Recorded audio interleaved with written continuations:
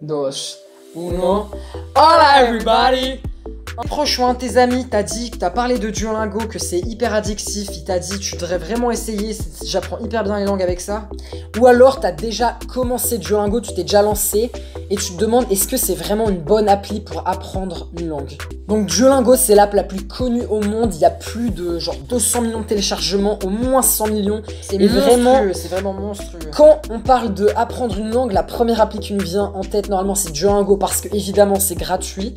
Et aussi, c'est très addictif, c'est-à-dire que l'appli, elle est bien foutue, il y a des belles images, tout est bien pensé, il y a de la compétition, il y a des ligues, c'est limite un jeu vidéo le truc. Je nous prends et en plus, c'est vraiment l'application gratuite par excellence. Tu peux vraiment te débrouiller, jamais sans payer dans l'application, même s'il y a une version premium. Nous allons poser le pour et le contre des points positifs et négatifs de l'application et vous dire si vous devriez ou non utiliser l'app et tous les jours. Du coup, on va commencer par les points positifs qu'on a trouvés à cette application, car on a évidemment utilisé cette application, on l'avait utilisé, mon frère il l'utilise encore un peu, mais on l'avait utilisé pendant un an, peut-être un an et demi, on était assez régulier, donc on a quand même bien essayé cette application. Bien séché, on l'a trouvé vraiment assez efficace, mais on a depuis un an arrêté de l'utiliser quasiment et maintenant je reprends un tout petit peu, mais pour un peu la grammaire. Mais donc on va expliquer aussi les raisons de nos choix et donc qu'est-ce que vous devriez faire, votre propre choix, est-ce que vous utilisez l'app ou non. Donc premier avantage évident de l'application, c'est qu'elle est gratuite et souvent il y a pas mal d'applis qui sont gratuites mais vraiment qui sont nulles quoi. Si tu payes pas, l'appli elle est vraiment nulle et ça sert à rien du tout. Là Duolingo au contraire, tu n'as vraiment pas besoin de payer, il y a une version premium mais c'est vraiment de la cerise sur le gâteau quoi. L'appli en soi elle est déjà bien, tu peux tout faire et le premium on s'en passe quoi, c'est vraiment pas essentiel donc c'est vraiment gratuit donc ça c'est vraiment cool. Deuxième point positif, c'est que l'application est bien faite dans le sens où elle va vraiment insister à te garder motivé. Elle va vraiment t'envoyer des notifications pour te rappeler que tu as une leçon à faire ou si t'es pas très discipliné, si tu as du mal à rester sur le long terme, à garder des habitudes, l'application va vraiment t'aider à garder une chaîne entre guillemets de jours où tu as pratiqué, où tu as fait au moins une leçon au minimum et va vraiment t'encourager à rester je sais pas comment on dit régulier, voilà, régulier sur le long terme. C'est-à-dire que beaucoup de gens, je sais pas si vous reconnaissez là-dedans, mais commencent à se dire allez je vais apprendre l'italien, je suis hyper motivé et au final après 3 semaines ils avaient geeké Duolingo et ils se disent oh c'est bon ça me saoule. Il y a un jour ils sont fatigués, ils font pas de leçons, le jour d'après ils ont perdu leur série, ça les a démotivés, ils arrêtent un deuxième jour, un troisième jour, ils se donnent des excuses et au final un an passe et ils ont toujours pas repris Duolingo. Et l'application ils utilisent. Donc là, le but c'est vraiment de créer cette chaîne solide jour après jour sans exception pour que ça crée une habitude faut pas parler anglais non plus. Profondément ancrée et qui ne se perd pas pour apprendre sur le long terme et vraiment ne jamais abandonner parce que c'est vraiment ça le plus important quand on apprend une langue. Et donc cette appli va insister sur la régularité, le jour après jour, les petits pas qui permettent de faire les grandes distances. Et donc, ces petites leçons quotidiennes vont être beaucoup plus efficaces que d'apprendre 1 heure comme ça, par-ci par-là, et de n'avoir aucun système. Absolument.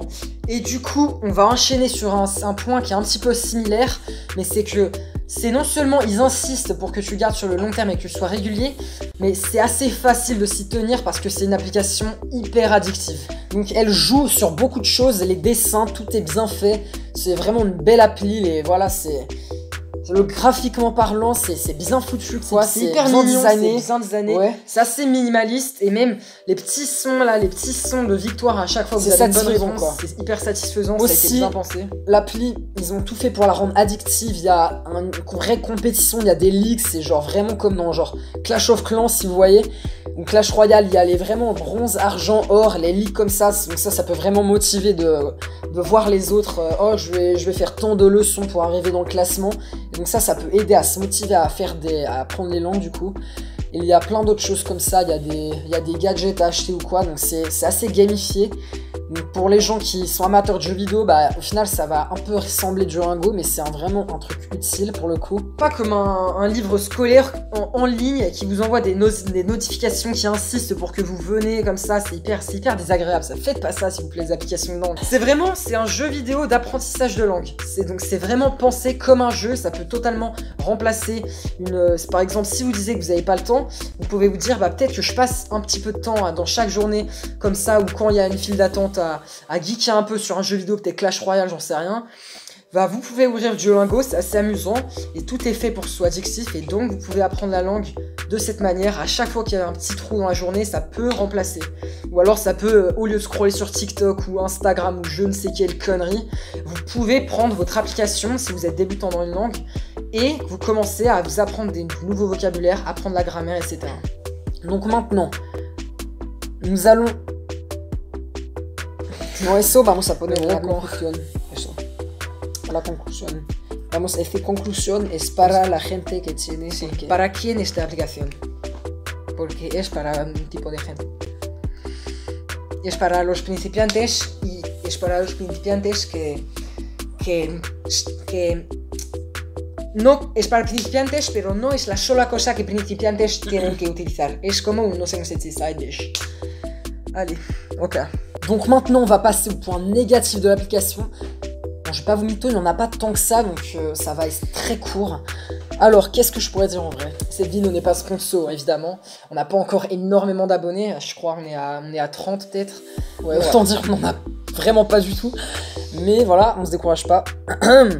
Et donc, un des inconvénients, c'est que le vocabulaire n'est pas tellement optimisé. Il n'y a pas de système où on apprend le vocabulaire un jour, on l'a en tête, on le revoit 2 jours après, puis une semaine, puis un mois après, et à chaque fois on remémore et ça rentre dans le long terme. C'est un peu plus aléatoire, c'est-à-dire qu'il faut régulièrement refaire des anciennes leçons pour se remémorer les choses. Donc c'est pas vraiment optimisé dans le sens genre maximal du terme, comme certaines applis le font, et on va faire d'autres vidéos dessus. Et donc c'est un petit peu comme la méthode scolaire, c'est-à-dire que c'est pas organisé, c'est pas pensé depuis le début dans les fondements pour que vous puissiez retenir vraiment sur le long terme. Mais quand même, faut dire que il y a pas mal de répétitions, donc vraiment on peut retenir parce que très régulièrement les mêmes mots reviennent et les mêmes structures de phrases, donc ça va vous permettre quand même de les retenir. Donc voilà, c'est pas forcément optimisé, mais c'est quand même assez bien, on va pas se mytho. Au niveau du contenu de l'application, les types de phrases que l'on peut retrouver...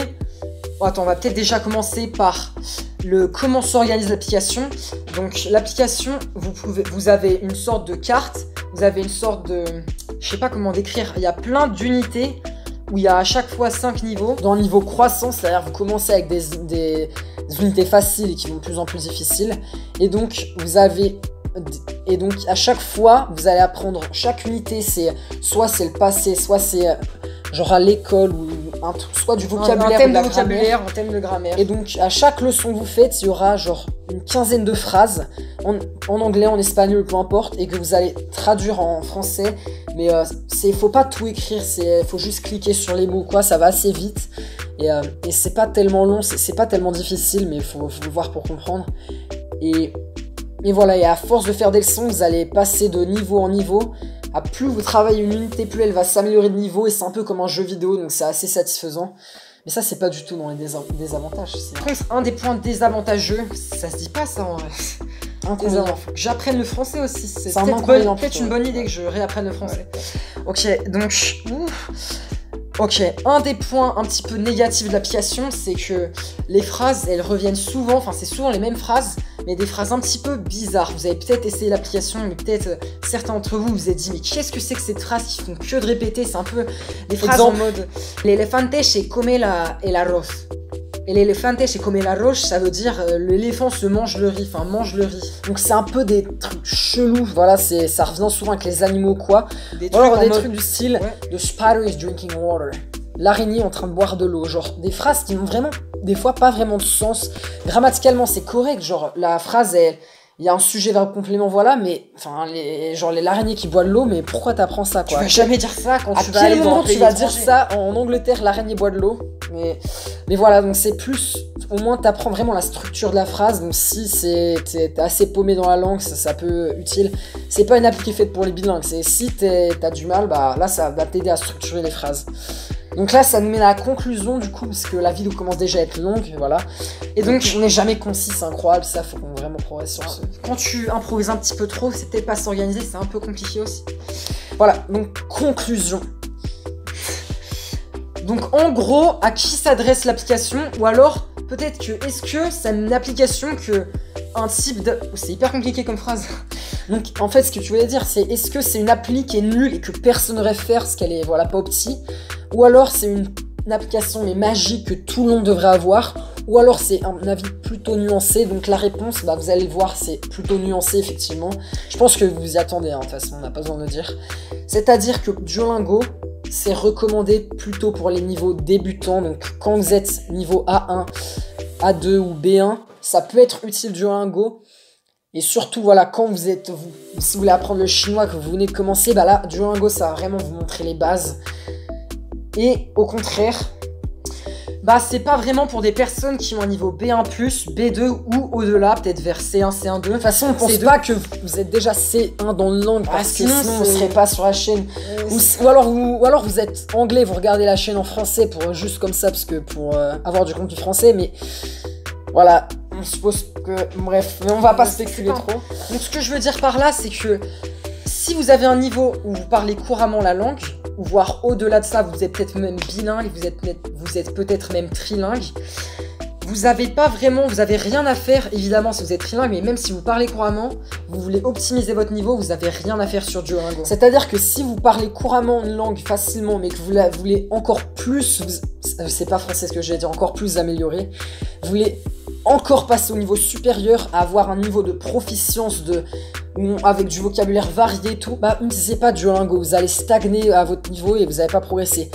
Et donc Duolingo, c'est vraiment essentiellement pour apprendre les bases, c'est une excellente application quand on débute, ça permet de se motiver, de se lancer avec un truc assez amusant, de prendre des bonnes habitudes, de voir les bases de la langue. Et il y a des niveaux variés, il y a des niveaux vraiment vraiment faciles au tout début, et après ça va un peu plus dans du varié quand on avance. Donc c'est vraiment bien pensé l'appli. C'est assez complet, il y a de la prononciation, il y a de la compréhension orale et écrite, de la traduction. Il y a de la traduction, ouais, il y a de la... Je l'ai déjà dit, prononciation. Il y a quoi encore? Il y a de l'expression écrite. Donc c'est assez complet quand on est débutant, c'est excellent parce que ça permet de, voilà, donner les fondements. Et donc par exemple, si vous êtes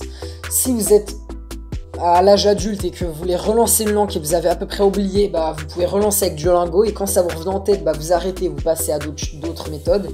Et si vous êtes par exemple au lycée, que vous apprenez si vous apprenez en LV1 l'anglais, bah normalement vous n'aurez pas tellement besoin de Duolingo parce que vous maîtrisez un minimum votre LV1, vous avez quand même les bases.